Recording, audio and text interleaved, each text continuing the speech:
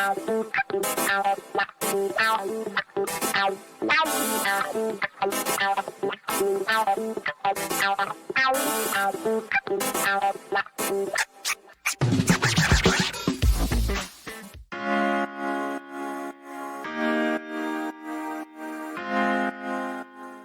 think we need some butter commercial music. Oh, It's okay. Well, for comedy royalty and for statements from the office of the 45th president. But in this case, it is for it is for Emmy-winning comedy legend Louie Anderson. Yeah. Good morning, Louie.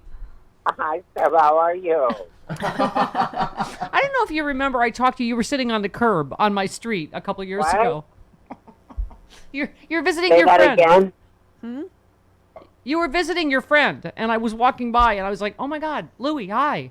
You were visiting your friend. Oh, that's right. God. Oh, my God. That was a while ago. And I think I asked you to come on the show, and you're 2 years late, but I'm so happy you're here. Aw, yay. You know, Stephanie, that isn't true. I always say yes. Aw. I know. You are the nicest man. I've only had the opportunity to meet you a couple times, but I'm so excited. You have a special coming out, Louie, live from Vegas, this Saturday, June 12th on Rush Tix. It is virtual, but there's a live audience also, right? Because I've been doing my virtual comedy tour, and we're talking about when we go back live. Explain this. It's kind of a hybrid, right? You're going to have a live audience. Yeah. I'm going to have a live audience in my living room, which is amazing. Wow. Because I really wanted to have a double whammy with this. I wanted to, some great fans of mine and people worked hard for me and just people I really like. I said, come on, you're all vaxxed up, I'm all vaxxed up. Let's do it. And then also, all these people all over the country, my sisters, I haven't been able to see them, send them, but they're gonna watch it. All my family all over the country, and then all my fans. And I've been working really hard on the material, and it's a brand new experience. And when you're my age and you get a brand new experience, it's pretty good. Well, I'm not sure you're aware, but Comedy Central has named you one of the 100 greatest stand-up comedians of all time. Oh, that's so sweet. I would say top 10, but listen, let's not quibble. I fell in love with you from the very first moment I saw you. Your first joke, was it on Tonight's Show when you said, "I'm sorry, I'm sweating, but if I don't, I'll explode"? That's right. Yes. That's right. I was in love with you from then. I had a lot of fun. That was so much fun. But now, Louie, we have all the youngins here. Sean over here is in his 30s. Is like, oh my God, I love baskets, and you just keep Zach Galifianakis. I can't say his last name. You know who I mean, right? Baskets. Won an Emmy for that. Of course, your Emmy-winning series, Life with Louie, based on your own childhood. But can I tell you where you're touching me the most lately? My mom, Louie, is 98 and has Alzheimer's, and I'm going to visit her in 3 weeks. And your book, Hey Mom, the way you play her and the way you talk about her, it's so funny, but it's also so makes me cry. Like and you literally you talk about don't wait until it's too late like I did. Talk a little bit about that and about your mom. I mean, I think what happens is we forget to become friends with our parents. We put them in this certain category. We don't feel like we can talk to them. I wish I would have asked my mom, what did you want to be? What would you become if you didn't raise all of us? Yeah. Who did you want to be? What was your dream? And then second, I'd ask her, why Dad? Jesus. But those kind of things. I mean, I would have asked her that. And then, she was such a funny person. She lived a great life. She had 11 children. And she put up with my dad, but she was a tough human being, but the kindest, most empathetic, full of humanity, and that's where I got the character Christine Vasquez, straight from my mom. Yeah. That actually, it's been called channeling. It's which is why I'm sure you got an Emmy. You're not just playing her.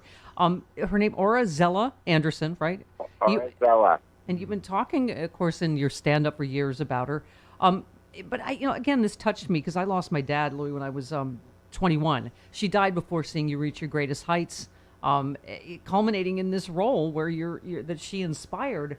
And I just love this. You say, "Hey, Mom," is your way of catching your mom up on your triumphs, your disappointments, your continuing challenges in life. I mean, I have to say, you must actually feel her with you or in you almost, right?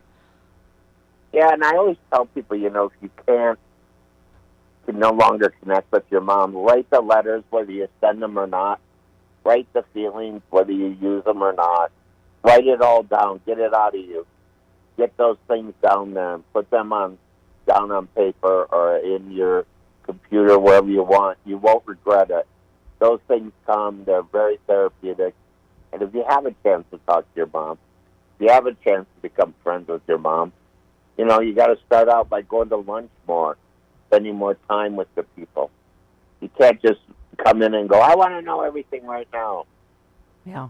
I can't wait to read your book because I've read, just about it and excerpts, Louie, but it's so funny. I was doing this prep yesterday and I call my mom every day.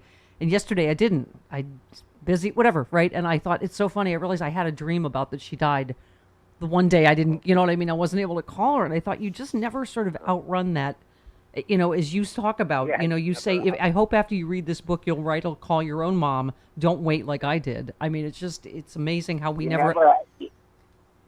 That's a great line, Stephanie. You never outrun that. Mm-hmm. Yeah. That's exactly right, But you do have a chance to turn around and face all those things that you can. And what you can, you can. What you can't, you can't. But you gave it a shot. It'll make you a better, happier, more grounded person, I think. Yeah. Well, it's like we all go on. We've all dealt with grief and we go on. But I think it is that you only have one mom and one dad, right? That you just can't fill that hole again. You go on with your life and you have friends and loves and whatever you have, right? But it is that hole you can't ever fill, right? Yeah, I'm really glad I got to play that part. It healed a big part of me. It helped a lot of people out there who fell in love with Christine. Mm-hmm. There isn't a day that goes by that Christine fans don't write me and say, can Christine be my mom? Aww. And I go, yeah. I write them back, of course. She'd love another kid. You grew up, Louie, in Minnesota, right? I don't know if you were a religious family, and I'm not. I mean, I grew up Catholic. I'm not really religious now, but the one thing people always say to me is, your dad sees you. Like, he sees you. I mean, and is that just the happy clappy in me? But like, I feel like your mom has to see you. She has to, because this is such a love letter to her, your characters and your book. I think we're connected. I think I think we're so muddled up with worry and trouble that we don't see the connections. But I feel those people around me all the time. I've been visited a few times by spirits, and